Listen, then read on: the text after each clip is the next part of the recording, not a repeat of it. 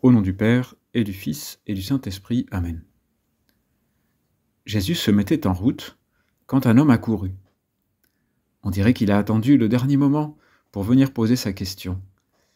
Ça nous est tous arrivé, juste au moment où on voulait partir, ou qu'on était pressé.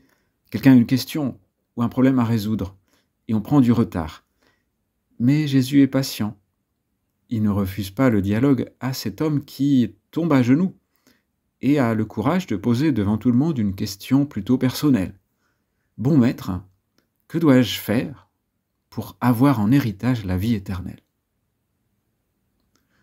D'autres hommes s'étaient approchés de Jésus pour le mettre à l'épreuve, ou pour lui parler de leur maladie ou de leurs problèmes. Celui-là, il vient pour s'entretenir avec Jésus de la vie éternelle. Un personnage bien sympathique, donc. Souvent on l'appelle le jeune homme riche. C'est l'évangile de Matthieu qui précise qu'il était jeune. Les jeunes sont souvent émouvants avec leur enthousiasme, leur bonne volonté. Et Jésus a la même réaction que nous, posant son regard sur lui, dit l'évangile d'aujourd'hui, Jésus l'aima. Et puis, comme nous le savons, malheureusement, ce jeune homme repartit les yeux baissés de tristesse parce que il était venu avec de bonnes dispositions, mais il était trop faible, il n'aura pas le courage de suivre Jésus, on le verra. Nous connaissons tous, directement ou indirectement, des gens qui ont dit oui au Christ pour toute la vie, des vocations. On pense souvent d'abord aux prêtres, moines, religieuses, et on se dit d'ailleurs que les jeunes qui répondent aujourd'hui, dans les années 2020, c'est bien de leur part. Nous autres, nous avons répondu plus tôt, c'était peut-être d'autres années. Mais il faut penser à d'autres gens qui sont appelés, parce que les vocations ne se limitent pas aux cas plus visibles ou plus spectaculaires. Il y a des vocations moins voyantes, mais réelles, des vocations au milieu du monde. Soit sur le modèle d'une consécration religieuse, comme les vierges consacrées, les instituts séculiers. Donc ce sont des personnes qui restent dans le monde, mais vivent l'état religieux sans porter l'habit. Et puis aussi des vocations dans le monde 100%, c'est-à-dire qui n'imitent pas l'état religieux, qui ne s'inspirent pas de ce qu'il y a au-dessus, enfin de ce qu'on considère comme supérieur. C'est plutôt des vocations qui partent directement du monde, qui partent d'en bas, disons, pour élever ce qu'il y a en bas vers la sainteté. Bon, c'est le cas de la vocation à l'Opus Dei, vocation ascendante, disons, qui ne cherche pas de modèle extérieur au monde ou à la condition de fidèle courant. Bref, le Seigneur a beaucoup d'idées de vocation.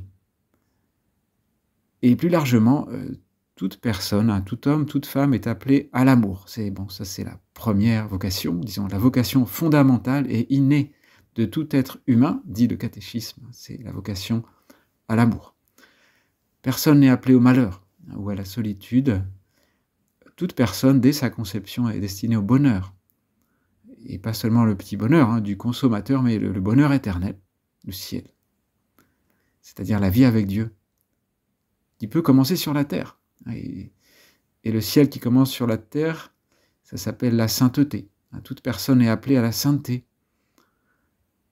La sainteté, ici, ça commence. Et c'est pas ici un état de perfection absolue, ni un niveau de performance. La sainteté, c'est la participation à la vie de Dieu. Bien sûr, c'est incompatible avec la tolérance du péché, mais c'est compatible avec la fragilité.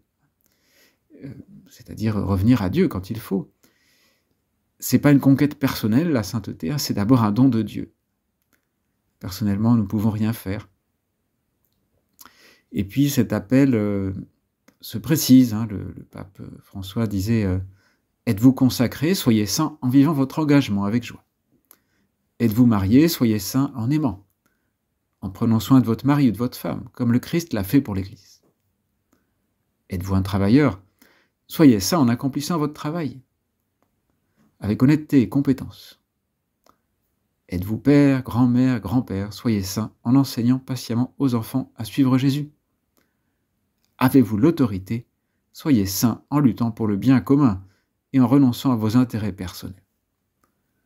Donc, il y a de nombreuses manières d'être saint, la sainteté étant quelque chose de très élevé, mais très varié. Et on le rappellera d'ailleurs bientôt le jour de la Toussaint, le 1er novembre, qui tombera un vendredi cette année 2024. Et alors nous pouvons, et Seigneur, nous devons nous demander chacun, mais te demander, Seigneur, que dois-je faire? Comme ce jeune homme, que dois-je faire pour que ma vie ait toute sa valeur et tout son sens et qu'elle débouche sur l'éternité? Que dois-je faire pour réussir ma vie? Pas la réussite matérielle ou la réussite sociale, mais la vraie réussite. Que dois-je faire pour avoir la vie éternelle? Pour ne pas être malheureux profondément? Pour me sentir bien, oui, mais éternellement. Et toi seul, Seigneur, peux vraiment répondre.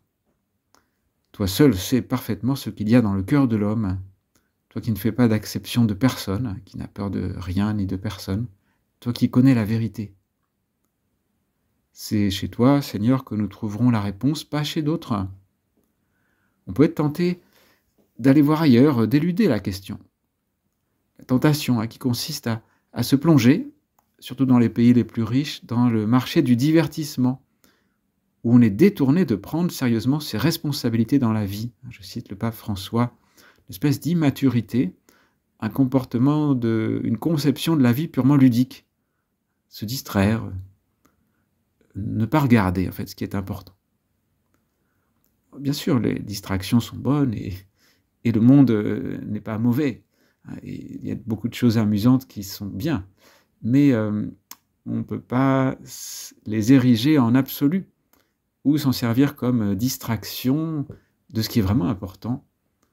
Et d'un côté, on doit aimer le monde, comme disait saint José Maria, parce que Dieu a tant aimé le monde qu'il a donné son Fils unique, et en même temps, il faut parvenir au détachement intérieur à l'égard des richesses de cette réalité riche et passionnante qu'est le monde. Et se poser la question de la vie éternelle. Parce que la figure de ce monde, elle passe. Tout est périssable dans ce monde. Même les choses les plus belles et les plus grandes. Voilà. Même Notre-Dame de Paris, qui maintenant est restaurée, pratiquement terminée, on a vu que même ça, c'est fragile. Tout ce qui est du monde, ça passe. Seigneur, pour parvenir à aimer le monde, pour que le monde ait un meilleur avenir, eh bien, répondons.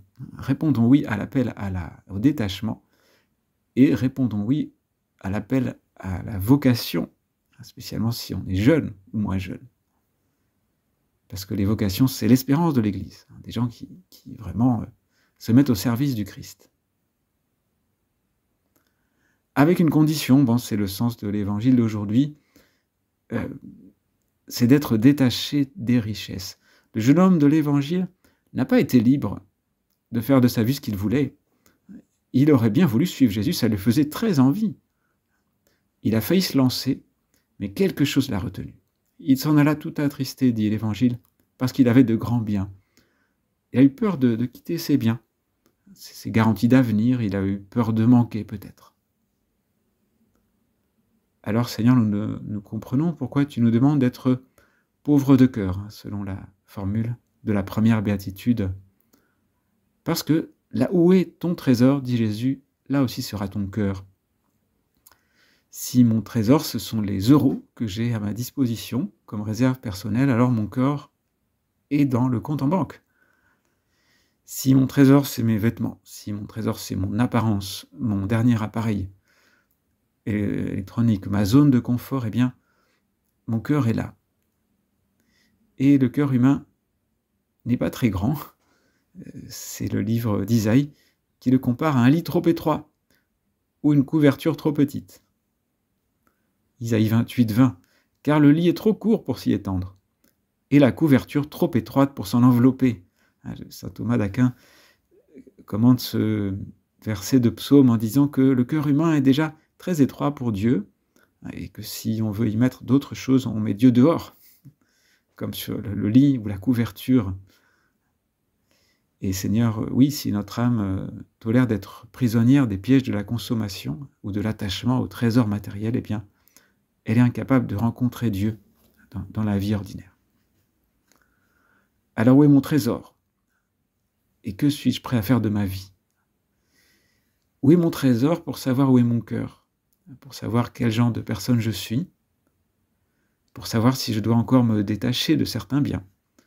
Pour être disponible et libre de cœur, comme Marie, l'Évangile nous fournit des modèles qui ne sont pas décrits dans toute précision, mais qu'on peut contempler et dont on peut s'inspirer. Marie, Joseph, des personnes qui ont été toutes disposées à faire la volonté de Dieu, au prix de renoncement et avec beaucoup de bonheur. C'est magnifique d'imaginer ce bonheur de Marie et Joseph que Dieu ne demande qu'à nous faire goûter. Dieu ne demande qu'à nous faire partager ce bonheur pour lequel il nous a créés. Au nom du Père et du Fils et du Saint-Esprit. Amen.